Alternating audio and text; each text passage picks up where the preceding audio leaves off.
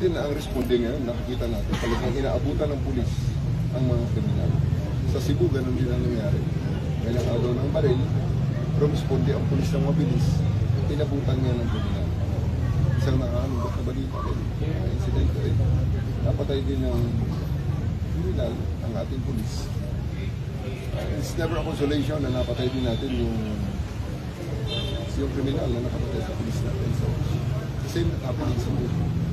So, well, on your question, we are reviewing our procedures. We are also reviewing our mga SOPs para mamitigate ang danger.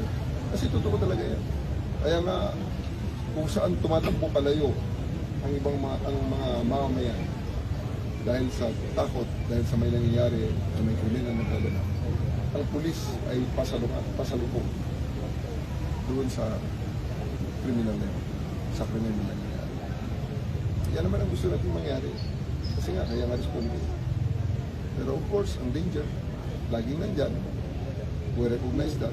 We are going to review our procedures, our equipment, kung makakatulong ba ang additional na armoring ng ating mga tauhan or yung SOP on our course danger.